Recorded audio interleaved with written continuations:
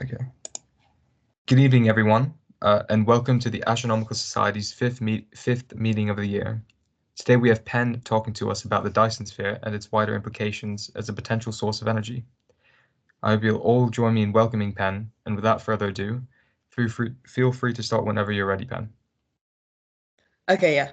Hi. So today I'm going to be talking about a hypothetical megastructure called a Dyson sphere and how humanity could possibly build one. So the idea was first popularized by Freeman Dyson, who is an astronomical physicist. It surrounds an entire star, power a Type 2 civilization, which I'm going to get onto. And the creation of one would be the single greatest achievement of humanity. Right. Yeah, so it's all said there.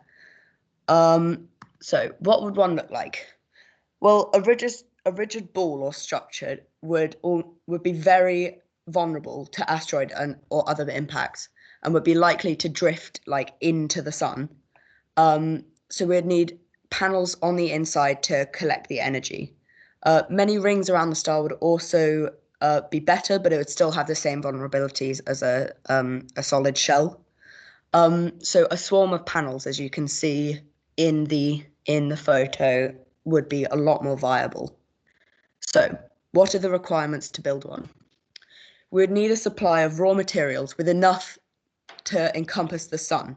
So it would need to be very conservative because even though the sun is a relatively small star, it would still require 30 quadrillion 1 kilometer square panels to surround it. Even built as lightly as possible, we'd need about 100 quintillion tons of material, and we'd need a quick way to get them over to the sun, and we'd need the energy to construct and put all the parts together to build one. Okay, so the challenges can be split up into three main ones. So material, design, and energy. So to get the vast amounts of raw materials required for the Dyson swarm, we'd basically need to disassemble a planet.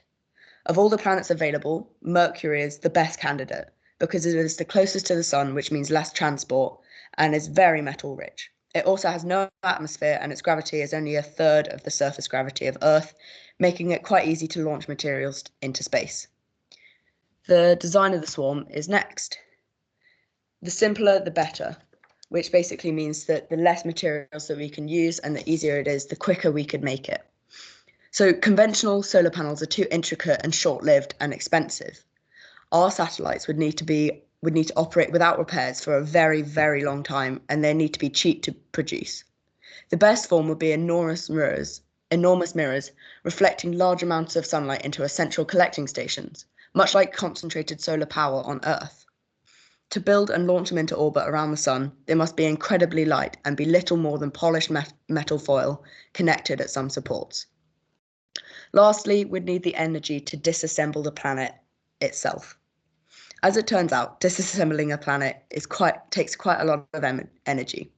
For example, if we used all the fossil fuels and uranium on the entire Earth and we were perfectly efficient, we would only be able to launch about the mass of Mount Everest into orbit, which is nothing compared to planetary disassembly. To get enough energy to do this, it almost seems like you would need the power output of a Dyson sphere, but we can overcome this. Luckily enough, there is a lot of sunlight on Mercury. To start off with, we'd deploy about 1 square kilometer of solar panels to gather energy to power all the equipment required to disassemble the planet. This could either be conventional solar panels beaming energy down, or they could be mirrors reflecting sunlight onto central collecting.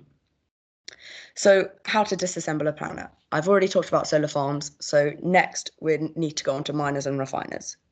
So humans are expensive to keep alive and are very sensitive to the environment, so we would want to automate as much as possible.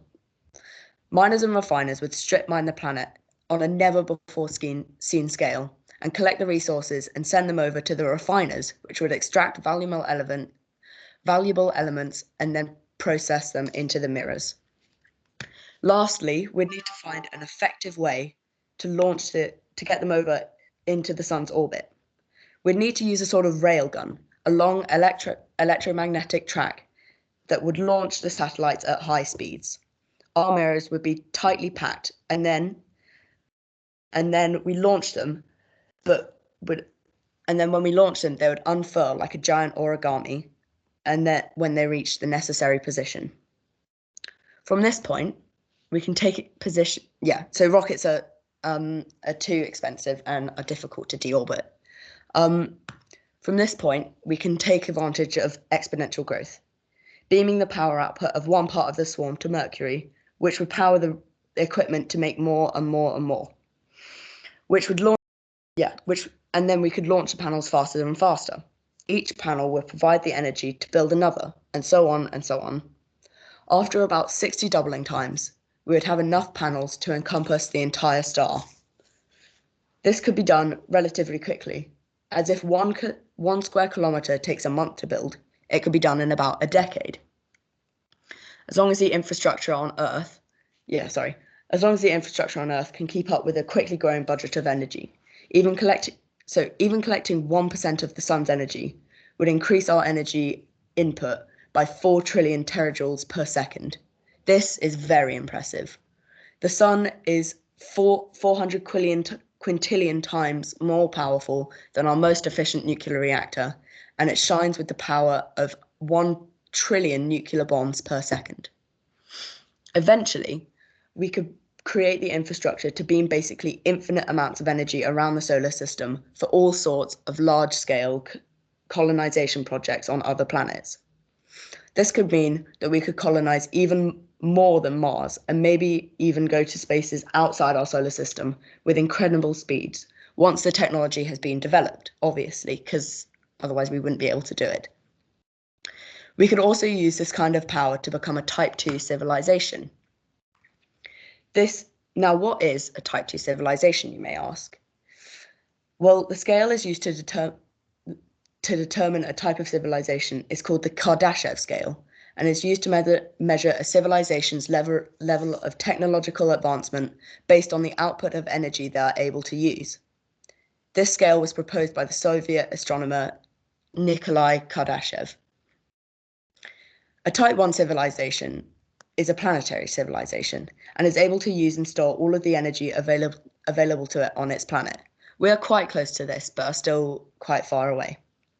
A Type 2 is a stellar civilization and can use and control the energy at the scale of its planetary system.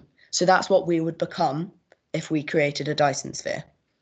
A Type 3 civilization is also called a galactic civilization and can control the energy at a scale of its entire host galaxy. Based on physics alone, building a Dyson sphere is possible and could be the way forward for humanity to becoming a Type 2, or even, with multiple, a Type 3 civilization, which could be very impressive.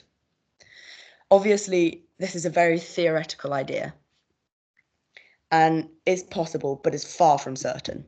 Our attention is too often focused on short-term political gains that will not matter in the long run. This is very disappointing, and even though we would never get to see one in our lifetimes, or even possibly our children's, it would be an extremely impressive feat of human engineering. Thank you for listening.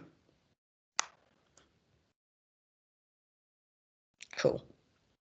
Okay. If you have any questions, please feel free to ask. Yep, like Penn just said, if you got any questions, feel free to leave them in the meeting chat section. Wait, can I ask a question? Can you go back to the slide like before the materials?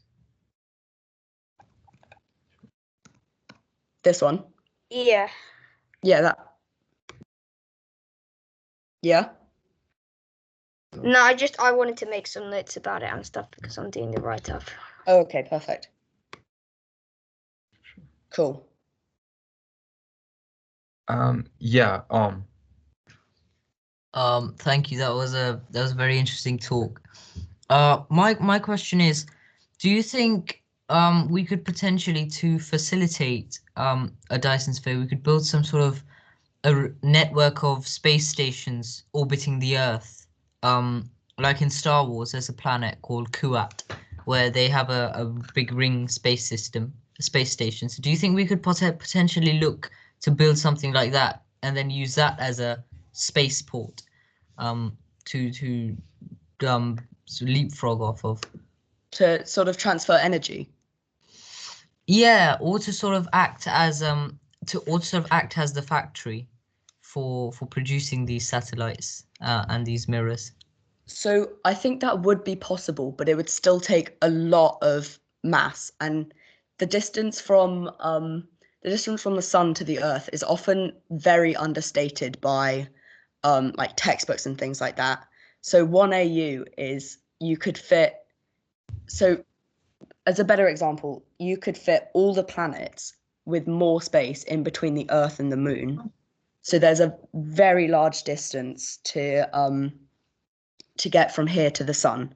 So I think that it would take a long time and a lot of resources, but I think it could be possible that we create a sort of leapfrog chain of orbiting things, and they would all have to go at different speeds to facilitate the fact that there's larger diameters, larger circumferences around the star. I see. Thank you. Okay.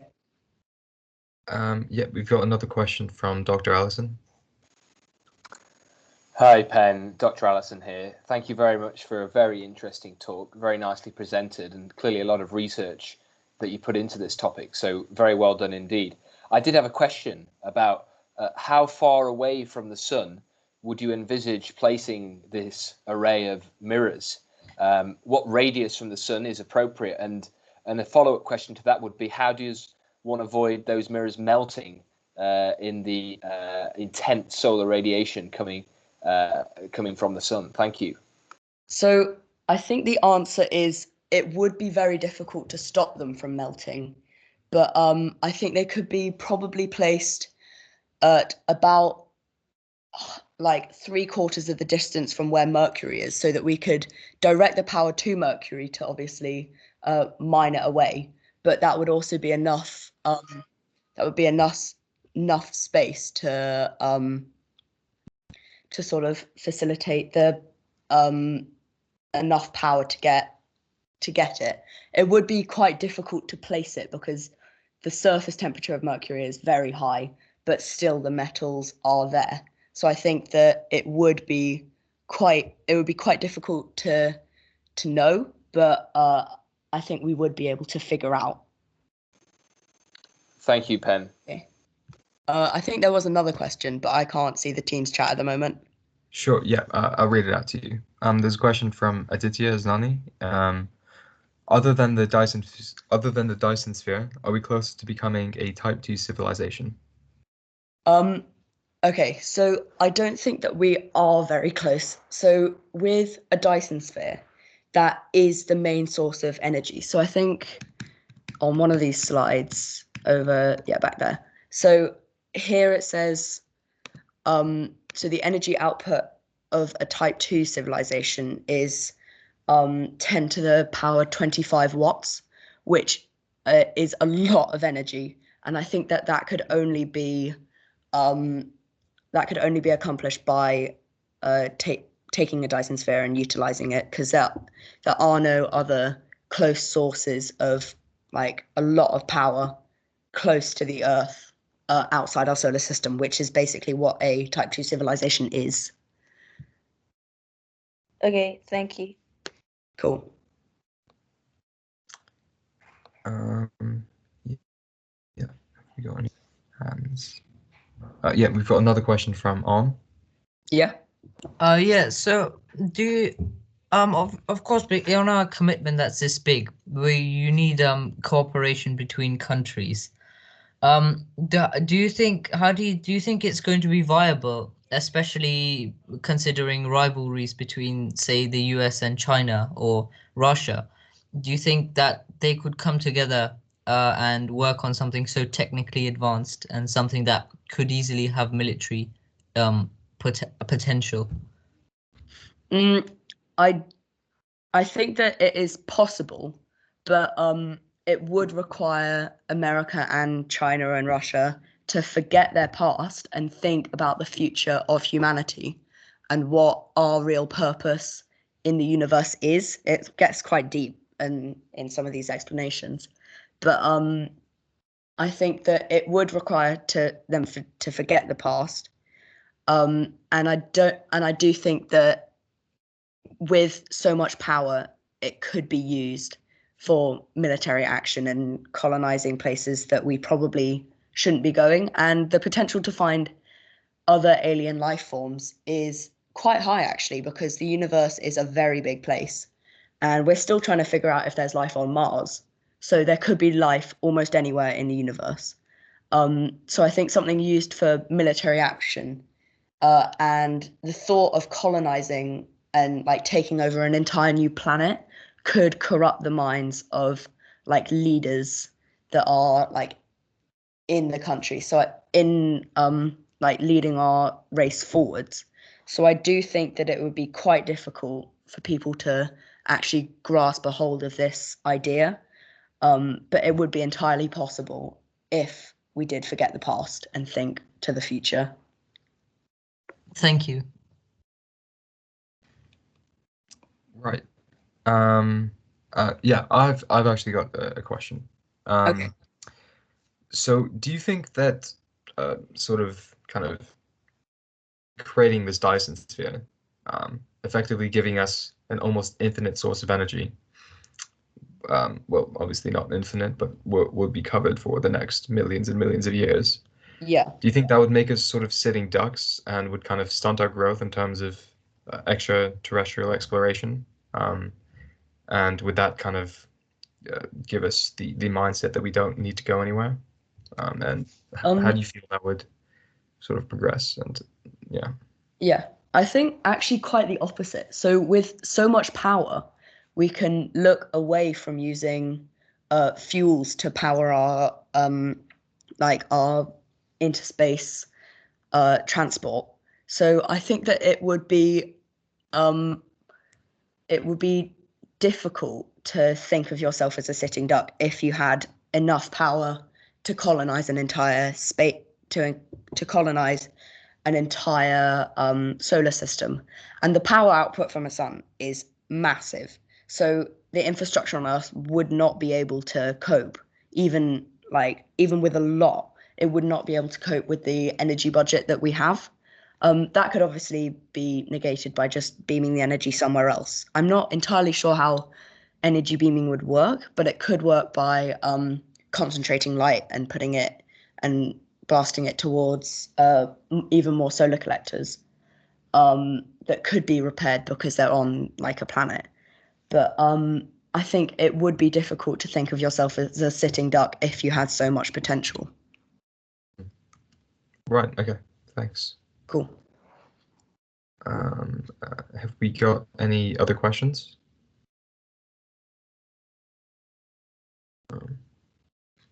Okay. All right. It looks like we do not. Okay. Thank you very much for the wonderful talk, Penn. It's clearly Thank you done a lot everyone of for research. listening. Oh yes, yeah, of course, and thank you all for coming and listening. It's clear that you did a lot of research on this, and it was a very well presented talk. And yeah, yeah, just a great talk in general. Dr. Allison, have you got anything to say? Only just to add, sorry, Neil, I dropped out for a second there, but I think hopefully you can hear me again. Just to say thank you to Penn for a wonderful talk, and also to you, Neil, again for organising the event. Very well done, both of you. Thank you. Yeah. Cool. Brandon, have you got something to say? Yeah, I just want to say we have a very exciting meeting planned in after trials week. And it'll be a bit of a surprise. You'll see what it is. Yeah, that's right. You'll have to wait and see. So yeah, we'll see you all next week. And yeah, hope to see you then. Okay, right. And yeah, for now we'll end the meeting there. And yeah, thank you all for coming. Thank you, Thank dear. you, Neil. Thank you, Penn. Thank Cool. you. Okay, bye. Thank you. Bye. Thank you very much. Thank you.